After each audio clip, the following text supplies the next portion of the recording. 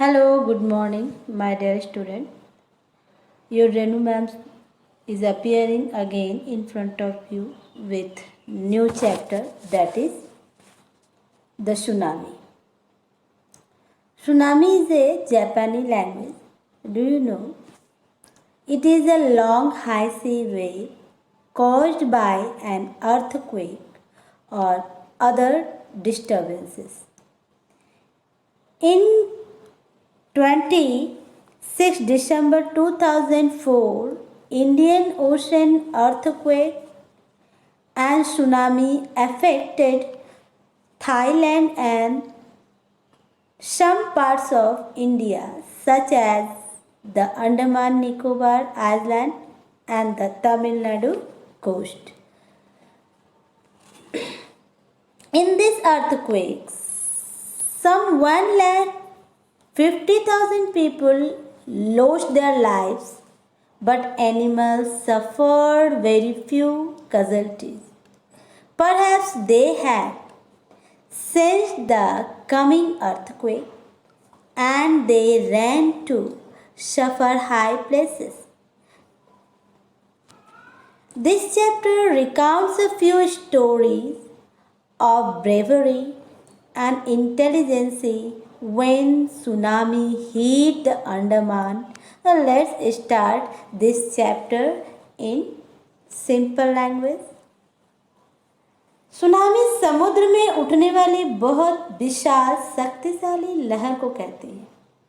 यह समुद्र के अंदर आने वाले भूचाल के कारण उठती है।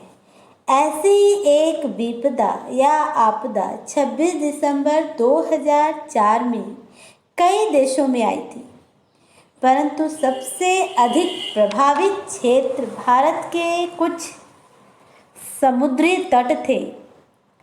उसमें से अंडमान निकोबार द्वीप समूह और थाईलैंड था। लगभग 1.5 लाख लोगों की जानें गई थी, परंतु जानवरों की मरने की संख्या बहुत कम थी। शायद ये जानवर आने वाले भूकंप को पहले से ही महसूस कर लेते हैं और सुरक्षित ऊंचे स्थान पर चले जाते हैं। तो यह पाठ ऐसे ही सुनामी प्रभावित अंडमान में बहादुरी व बुद्धिमत्ता को दर्शाने वाली कहानियों का विवरण देती है। पहली कहानी है इग्निशियस की, जो कि कैचल में एक सरकारी संस्था का मैनेजर था। जब 6 बजे सुबह इग्निशियस की पत्नी उसको भूकंप का एहसास कराते हुए उसको उठाती है, तो इग्निशियस जगाया जब उसको, तो भूकंप से बचने के लिए इग्निशियस ने अपने टेलीविज़न को ज़मीन पर रख दिया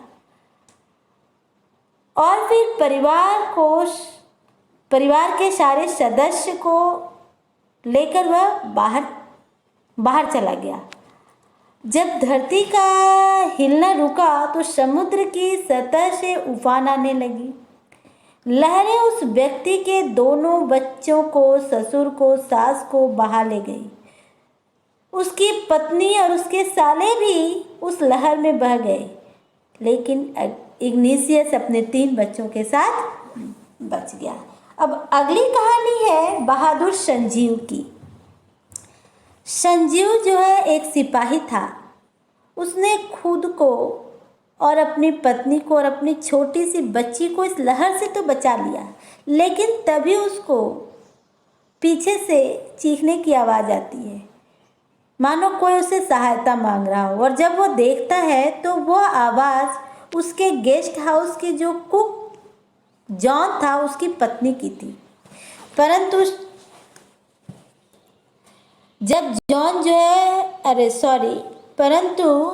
जो है संजीव जॉन की पत्नी को बचाने के लिए उस लहर में कूदता है, तो वो लहर जॉन को और संजीव को दोनों को बाहर ले जाती है। अब अगली कहानी है मेघना की।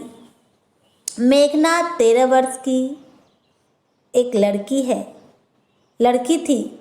वह अपने माता पिता व 77 अन्य लोगों के साथ लहरों में बह गई। उसने लकड़ी के एक दरवाजे को पकड़ लिया और उसके ऊपर बैठकर वह 2 दिन तक तैरती रही। उस लहर में 2 दिन तक तैरती रही।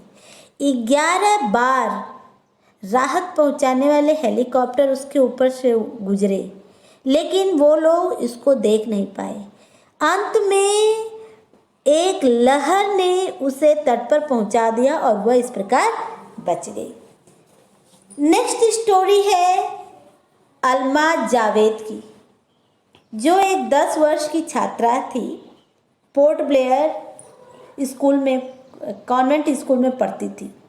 उसका परिवार क्रिसमस मनाने दूसरे टापू पर गया था।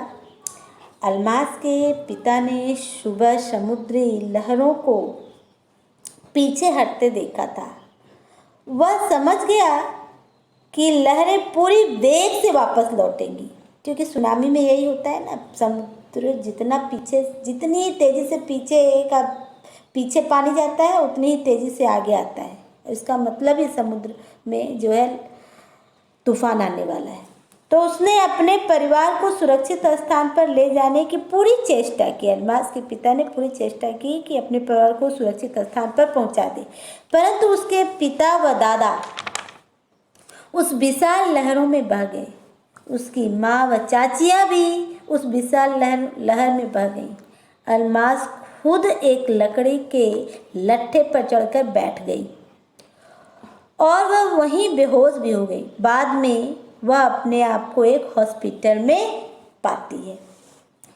अगली घटना थाईलैंड की है, स्मिथ परिवार की है। स्मिथ का परिवार एक तटीय रिजॉर्ट में क्रिसमस मनाने गए थे और वहाँ वो क्रिसमस मना रहे थे।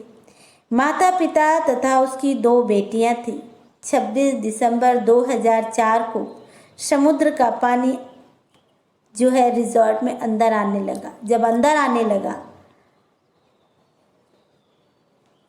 तब उनकी जो छोटी लड़की टिल्ली थी, टिल्ली ने जो है उस पानी को अंदर आते देखकर खतरे को भाप गई, क्योंकि वह अपने ज्योग्राफी के लेसन में जो है पढ़ रखी थी और कि जो है भूकंप कैसे आता है और उसका क्या कारण होता है। उसने अपने परिवार वालों को आवाज़ दी कि तट से भाग चलो। उसके माता पिता होटल के 3rd फ्लोर पर चले गए और इस प्रकार वो बच गए।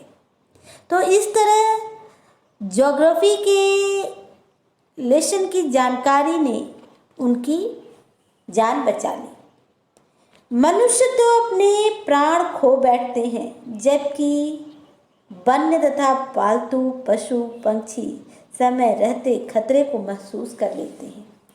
हाथी ऊंचे स्थान पर भाग जाती हैं। कुत्ते पंछी जो है सुरक्षित स्थान खोज लेते हैं और खोज लिया करते हैं, लेकिन पशुओं को शायद पशुओं की एक छठी इंद्री होती है। वे इस प्रकार के प्राकृतिक आपदाओं को मनुष्य से कहीं पहले महसूस कर लेते हैं, जिसके कारण उनकी जो है उनके हताहत होने की संख्या हम मनुष्यों से बहुत कम रहती है। ऐसे ही श्रीलंका में स्थित याला नेशनल पार्क जो है वो बहुत सारे पशु पंछियों का पार्क है, जिसमें विभिन्न प्रकार के पशु पंछी रहते हैं थे। तो जब ये भूकंप आया था उस समय 60 पर्यटक भी वहाँ थे, लेकिन कोई भी पशु पंछी जो है क्षतिग्रस्त नहीं हुए थे, परंतु उन 60 पर्यटकों का उस सुनामी में कहीं अता पता नहीं चला। मेरे ख्याल से आप सभी लोगों को ये लेसन अच्छे से समझ में आ गया होगा। Bye bye, till next meeting.